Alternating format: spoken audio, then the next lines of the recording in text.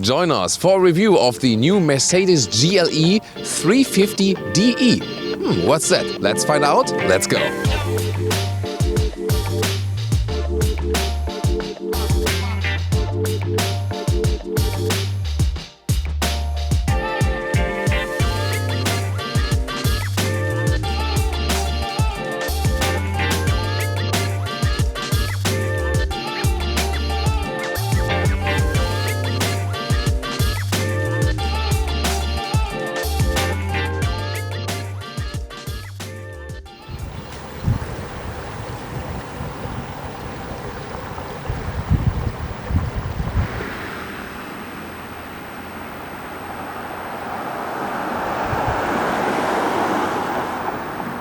Please subscribe to us if you haven't done so far, so you won't miss any new review.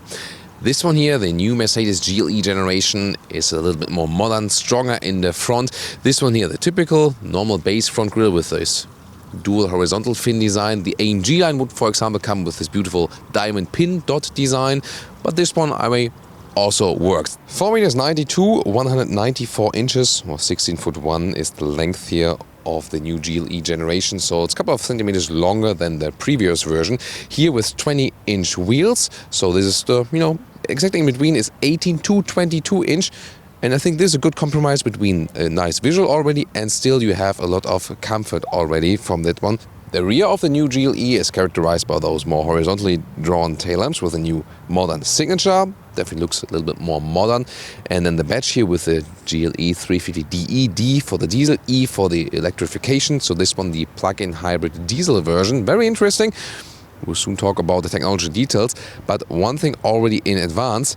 Well, where did they put the battery? Not in the center of the car because it's not an EV platform, but really in the lower end, so to say, because they have modified the rear axle and some chassis parts in the rear area so they could fit the battery in there without any compromise or hardly any compromise on the interior.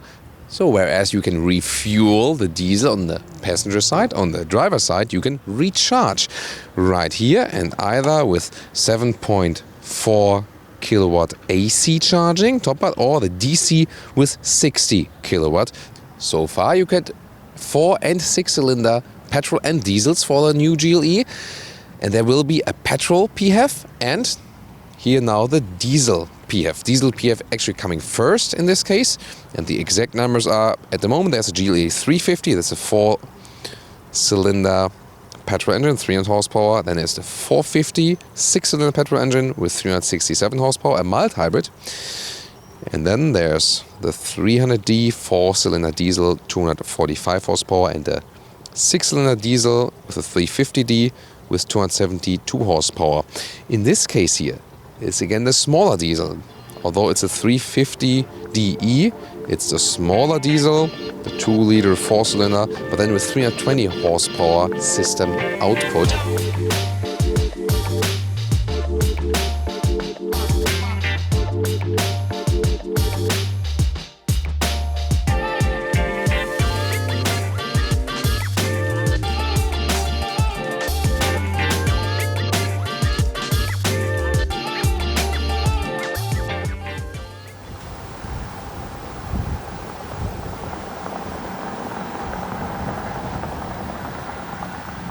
Then leather red on the inside here, wrapped tightly, beautiful quality, soft touch, and I really love this matte wood.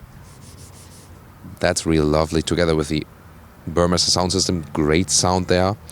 Of course an option. Reasonable door pockets on the inside, and then a high-class interior, also stepped up the game if you compare to the predecessor generation. This 2 times 12.3 inch screen setup, you will soon take a deep look at that. Of course, really impressive right there. Then again, the matte wood here. And the seats today, those ones are the animal skin seats, but the GLE does offer a lot of animal-free materials. As for the seat, Artico or Ambitex leather red in different colors. And also, if you want an AMG line, you can get the Dynamica microfiber on the inside and leather red on the outside. So they do have a lot of choices.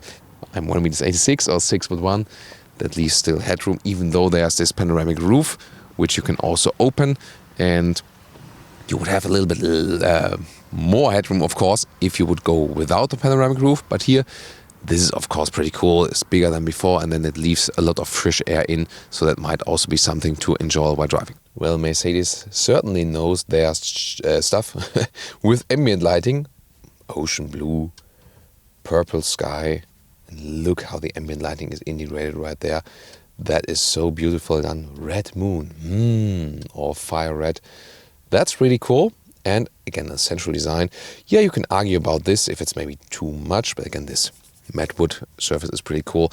Then soft touch dashboard and a clean integration of those screens. So I think that's definitely well done. This right screen, either wear touch, so that is possible, or you can use your right thumb for that. So redundant controls, or the lower pad is also possible to swipe left and right with that and press the home button.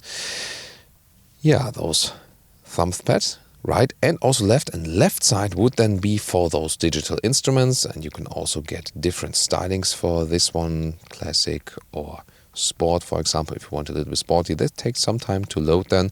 Then you also have the consumption meter in there, and everything pretty clear to read. Yeah, maybe the top edges blocked by the steering wheel, but that's okay here. It's not like in Porsche where we can sometimes just see half of that. You can also have the GPS information in the middle part right here. You can also see something of the map. And now the big question is there any compromise as for the rear bench? And that brings me back to my initial comment. No, there's plenty of legroom available. That's also strong thing here of the new GLE generation, because the wheelbase is, I think, was 6 centimeter increase here with the new generation, and still works with the headroom even though we have the panoramic roof. Okay, Mercedes engineers, so you got us a nice bench and we don't lose any headroom, but what did you do with the trunk? Let's find out. So, well, you do lose some in liter figures, whereas the absolute maximum figure would be more than 2,000 liters in the normal version. So the cover here, it's a little bit wobbly, of course, here, because there's this optional 7-seater program, not for the PHEV, but for the other ones.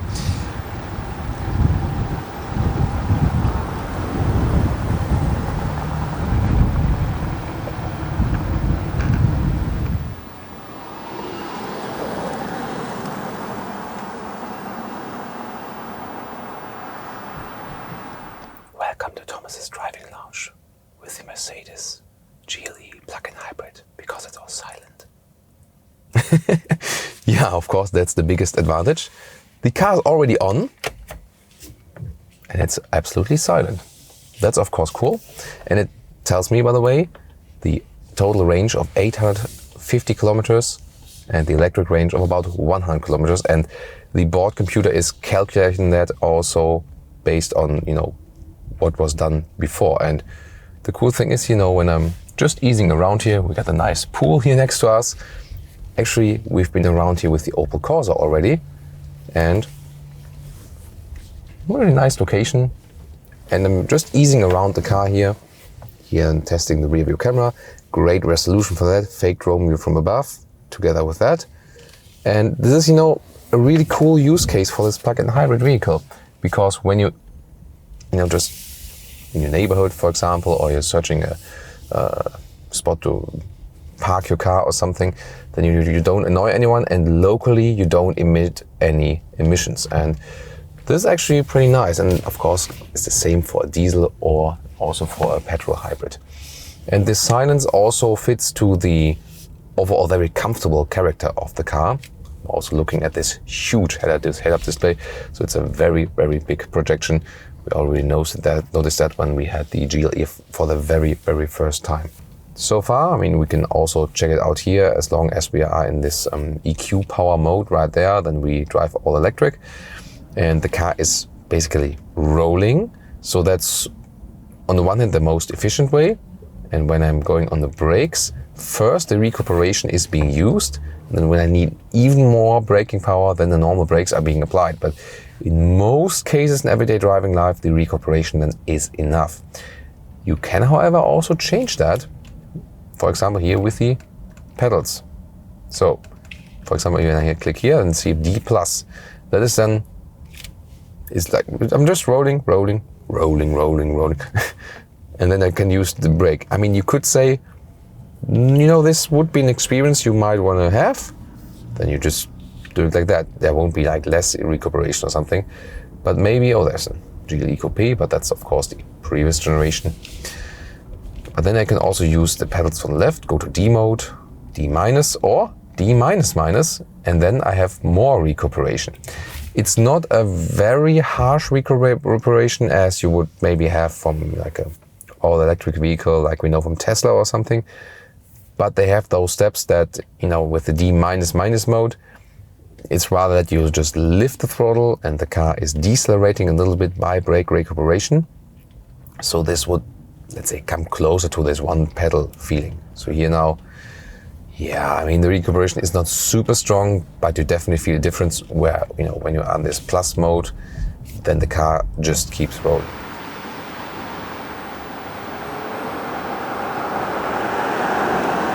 So here we are back again. I also switched the instruments now to a classic view, and so when I hit a little bit harder here now, still all electric, and the acceleration from the all electric is actually totally fine, so I like that. Now to 70 kilometers an hour, I can also set the cruise control. Here we go.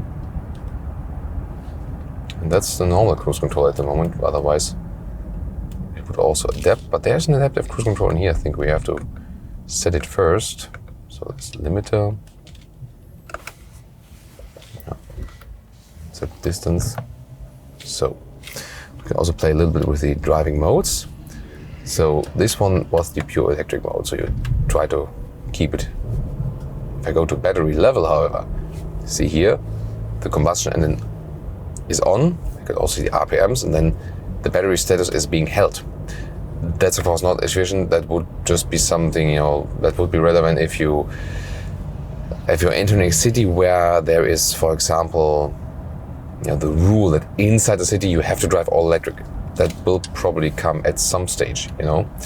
Other than that, if you leave it, for example, in comfort, the car will decide on its own a little bit more when to use the electric and when to use the combustion engine. Here then, for example, when you're rather rolling, then the diesel is not really needed, and when I would pick up the speed a little bit more, you know, then the car would also change for that. And there's also sport. In this case, the combustion engine is being activated because with sport, the car gives you the full power, both of the petrol engine and of the electric engine. By the way, the engineers also said, yeah, because you have the plug-in hybrid, even if you do like a cold start of the engine, you still have the electric boost first. So the engine has like, you know, a second or two where it's not being used in a, you know, absolute harsh way. And that could be also better than to prevent any engine damages on the long run also. Yeah, so the assistance systems, they are really very good. ACC and the blind spot monitor and so on. And the only thing I don't like is how the Mercedes cars, the newer ones, react on running off-road or like this lane departure warning. So from most cars we know they use the steering intervention, but with the Mercedes they often use the brake intervention, and that can be a little bit harsh. So let me see if I can induce that. Of course, away, that's a new Ford Focus Active as a state. So let's see, when maybe I'm tired or something, I don't pay attention and so on, and then I go a little bit too much to the right side. Let's see what the car does. At the moment, nothing. Okay, let's see, I set the cruise control and now I let the car run off, but I mean, just being very careful here, and I always take the car in control. Let's see if the car, yeah, here now, see here, there the car was leading me, so that worked. But now again, yeah, I was canceling. But I had a just earlier situation where there was some braking intervention. It also showed me in the head-up display, and that was then again a quite harsh situation. It really depends. I think it's better now when we have like, you know, a road with, you know, with proper markings and so on. Then you can test that one better. But I think this brake intervention always comes a little bit too spontaneous, too hectic. So you know, as long as it is being guided, is okay. But then again, this, you know, situation when you really try to run off, I think counter steering is better than brake intervention.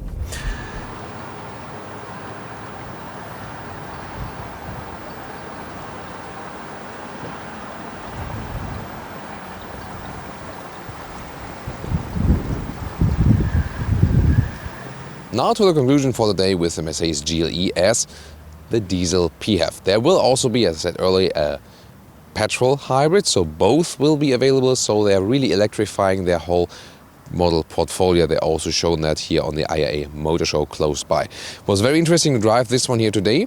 First of all, the GLE, new generation, a little bit more modern, not too revolutionary, yes. Interior, this one, most changes if you compare to the predecessor generation with this horizontal infotainment layout there. Also very good voice control there. They also have a lot of alternatives to animal skin, especially here for the GLE, so a good sustainable luxury is possible. Then the PHEV would also fit to that, and the diesel you would use then for really long range, and maybe the PHEV, the electric part of that then for your daily commutes, this could be a good use case. So if it makes sense, it really depends on the use case. It was impressive to have such a big battery in a plug-in hybrid. That really also works with the high electric range. So most of the ways you drive with this car, you can do all electric. Would it make sense for your driving profile? Would like to hear your opinion. In general, the GLE remains one of the most comfortable SUVs on the market. That's definitely pretty cool. Price-wise, of course, will be pretty high. But then again, the PHEV, no matter if it's diesel or the petrol later, can make sense if there are those governmental tax benefits for that. So, would it be something interesting for you? Then please tell me in the comments, and I hope you enjoyed this extensive insight with us here today. Also, for example, about does it really make sense? Like best of both worlds or disadvantages of both worlds? Also talked a lot about that in the driving part. If you have missed that, rewatch it. And of course, also tune into our petrol engine review of the all-new Mercedes GLE. Thank you so much.